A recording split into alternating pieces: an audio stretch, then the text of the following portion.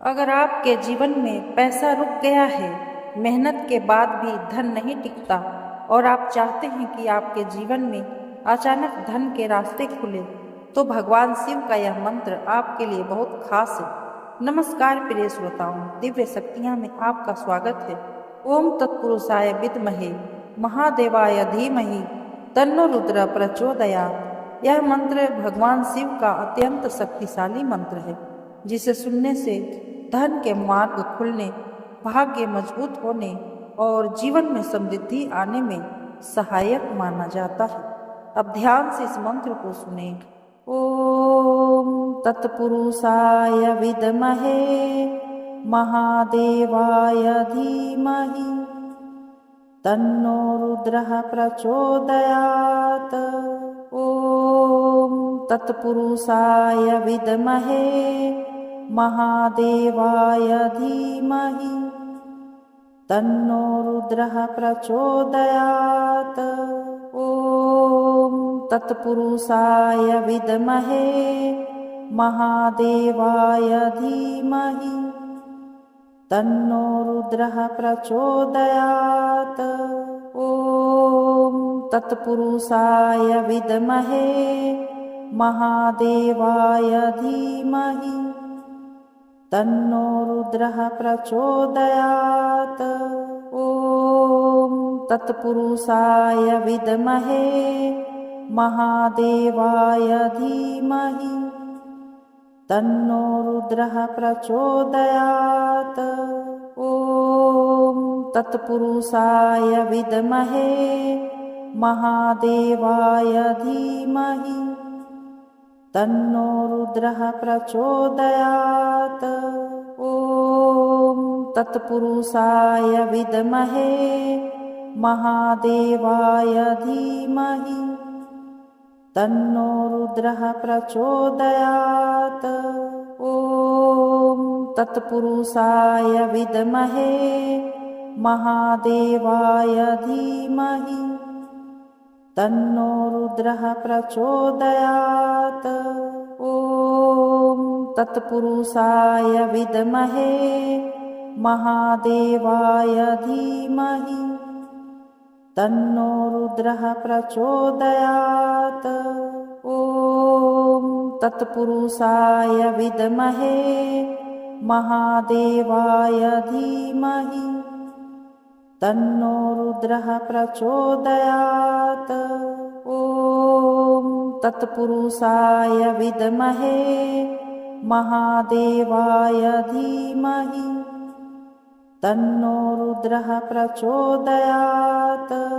ओम तत्पुरुषाय विद्महे महादेवाय धीमहि तन्नो रुद्रः प्रचोदयात्। ओम तत्पुरुषाय विद्महे महादेवाय धीमहि तन्नो रुद्रः प्रचोदयात्। ओम तत्पुरुषाय विद्महे महादेवाय धीमहि तन्नो रुद्रः प्रचोदयात्। ओम तत्पुरुषाय विद्महे महादेवाय धीमहि तन्नो रुद्रः प्रचोदयात्। ओम तत्पुरुषाय विद्महे महादेवाय धीमहि तन्नो रुद्रः प्रचोदयात्। ओम तत्पुरुषाय विद्महे महादेवाय धीमहि तन्नो रुद्रः प्रचोदयात्। ओम तत्पुरुषाय विद्महे महादेवाय धीमहि तन्नो रुद्रः प्रचोदयात्। ओम तत्पुरुषाय विद्महे महादेवाय धीमहि तन्नो रुद्रः प्रचोदयात्। ओम तत्पुरुषाय विद्महे महादेवाय धीमहि तन्नो रुद्रः प्रचोदयात्। ॐ तत्पुरुषाय विद्महे महादेवाय धीमहि तन्नो रुद्रः प्रचोदयात्। ॐ तत्पुरुषाय विद्महे महादेवाय धीमहि तन्नो रुद्रः प्रचोदयात्।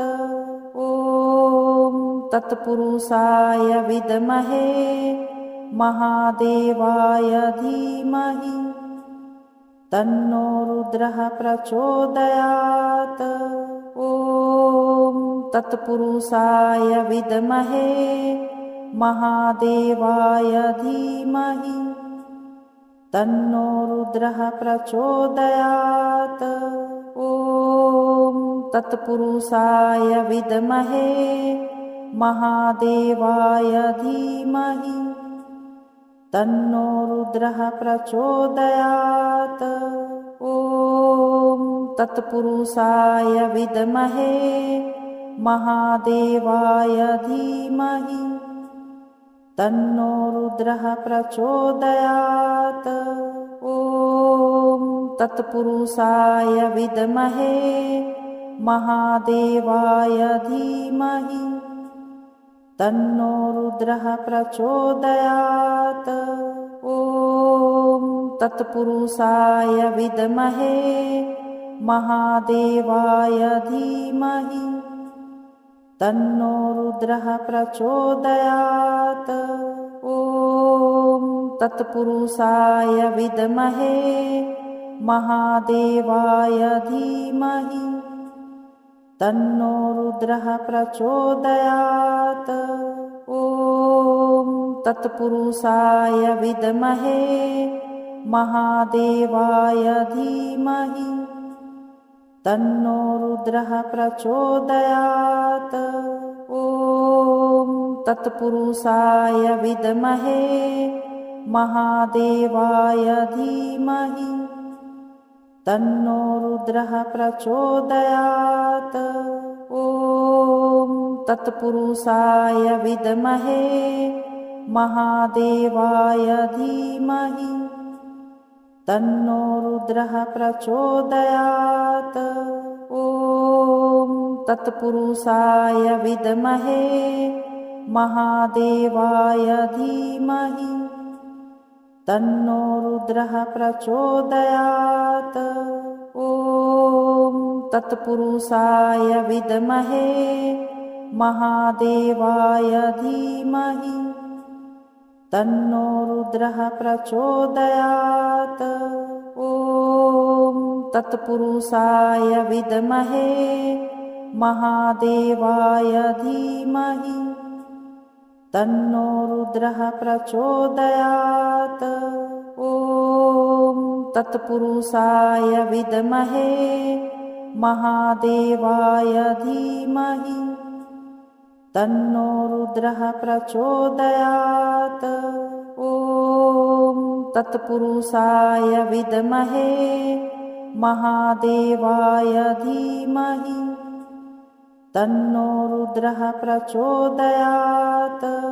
ॐ तत्पुरुषाय विद्महे महादेवाय धीमहि तन्नो रुद्रः प्रचोदयात्।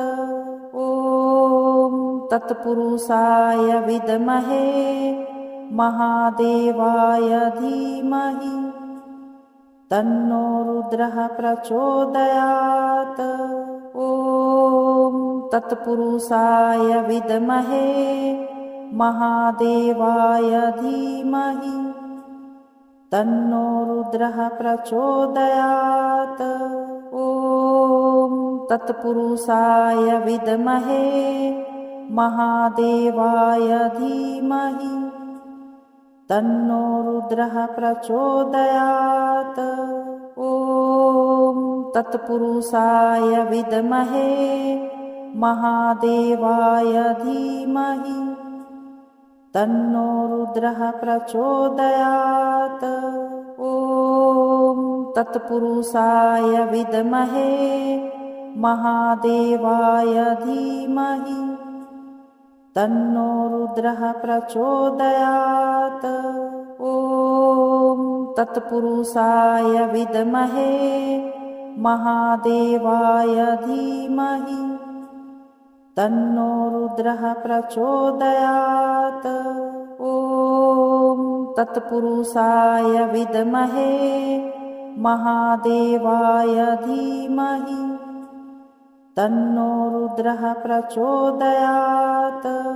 ॐ तत्पुरुषाय विद्महे महादेवाय धीमहि तन्नो रुद्रः प्रचोदयात्। ॐ तत्पुरुषाय विद्महे महादेवाय धीमहि तन्नो रुद्रः प्रचोदयात्। ॐ तत्पुरुषाय विद्महे महादेवाय धीमहि तन्नो रुद्रः प्रचोदयात्। ॐ तत्पुरुषाय विद्महे महादेवाय धीमहि तन्नो रुद्रः प्रचोदयात्। ॐ तत्पुरुषाय विद्महे महादेवाय धीमहि तन्नो रुद्रः प्रचोदयात्। ॐ तत्पुरुषाय विद्महे महादेवाय धीमहि तन्नो रुद्रः प्रचोदयात्। ॐ तत्पुरुषाय विद्महे महादेवाय धीमहि तन्नो रुद्रः प्रचोदयात्। ॐ तत्पुरुषाय विद्महे महादेवाय धीमहि तन्नो रुद्रः प्रचोदयात्। ॐ तत्पुरुषाय विद्महे महादेवाय धीमहि तन्नो रुद्रः प्रचोदयात्। ॐ तत्पुरुषाय विद्महे महादेवाय धीमहि तन्नो रुद्रः प्रचोदयात्। ॐ तत्पुरुषाय विद्महे महादेवाय धीमहि तन्नो रुद्रः प्रचोदयात्। ॐ तत्पुरुषाय विद्महे महादेवाय धीमहि तन्नो रुद्रः प्रचोदयात्। ॐ तत्पुरुषाय विद्महे महादेवाय धीमहि तन्नो रुद्रः प्रचोदयात्। ॐ तत्पुरुषाय विद्महे महादेवाय धीमहि तन्नो रुद्रः प्रचोदयात्। ॐ तत्पुरुषाय विद्महे महादेवाय धीमहि तन्नो रुद्रः प्रचोदयात्। ॐ तत्पुरुषाय विद्महे महादेवाय धीमहि तन्नो रुद्रः प्रचोदयात्। ॐ तत्पुरुषाय विद्महे महादेवाय धीमहि तन्नो रुद्रः प्रचोदयात्। ॐ तत्पुरुषाय विद्महे महादेवाय धीमहि तन्नो रुद्रः प्रचोदयात्। ॐ तत्पुरुषाय विद्महे महादेवाय धीमहि तन्नो रुद्रः प्रचोदयात्। ॐ तत्पुरुषाय विद्महे महादेवाय धीमहि तन्नो रुद्रः प्रचोदयात्। ॐ तत्पुरुषाय विद्महे महादेवाय धीमहि तन्नो रुद्रः प्रचोदयात्। ॐ तत्पुरुषाय विद्महे महादेवाय धीमहि तन्नो रुद्रः प्रचोदयात्। ॐ तत्पुरुषाय विद्महे महादेवाय धीमहि तन्नो रुद्रः प्रचोदयात्। ॐ तत्पुरुषाय विद्महे महादेवाय धीमहि तन्नो रुद्रः प्रचोदयात्। ॐ तत्पुरुषाय विद्महे महादेवाय धीमहि तन्नो रुद्रः प्रचोदयात्। ॐ तत्पुरुषाय विद्महे महादेवाय धीमहि तन्नो रुद्रः प्रचोदयात्। ॐ तत्पुरुषाय विद्महे महादेवाय धीमहि तन्नो रुद्रः प्रचोदयात्। ॐ तत्पुरुषाय विद्महे महादेवाय धीमहि तन्नो रुद्रः प्रचोदयात्। ॐ तत्पुरुषाय विद्महे महादेवाय धीमहि तन्नो रुद्रः प्रचोदयात्। ॐ तत्पुरुषाय विद्महे महादेवाय धीमहि तन्नो रुद्रः प्रचोदयात्। ॐ तत्पुरुषाय विद्महे महादेवाय धीमहि तन्नो रुद्रः प्रचोदयात्। ॐ तत्पुरुषाय विद्महे महादेवाय धीमहि तन्नो रुद्रः प्रचोदयात्। ॐ तत्पुरुषाय विद्महे महादेवाय धीमहि तन्नो रुद्रः प्रचोदयात्। ॐ तत्पुरुषाय विद्महे महादेवाय धीमहि तन्नो रुद्रः प्रचोदयात्। ॐ तत्पुरुषाय विद्महे महादेवाय धीमहि तन्नो रुद्रः प्रचोदयात्। ॐ तत्पुरुषाय विद्महे महादेवाय धीमहि तन्नो रुद्रः प्रचोदयात्। ॐ तत्पुरुषाय विद्महे महादेवाय धीमहि तन्नो रुद्रः प्रचोदयात्। ॐ तत्पुरुषाय विद्महे महादेवाय धीमहि तन्नो रुद्रः प्रचोदयात्। ॐ तत्पुरुषाय विद्महे महादेवाय धीमहि तन्नो रुद्रः प्रचोदयात्। ॐ तत्पुरुषाय विद्महे महादेवाय धीमहि तन्नो रुद्रः प्रचोदयात्। ॐ तत्पुरुषाय विद्महे महादेवाय धीमहि तन्नो रुद्रः प्रचोदयात्। ॐ तत्पुरुषाय विद्महे महादेवाय धीमहि तन्नो रुद्रः प्रचोदयात्।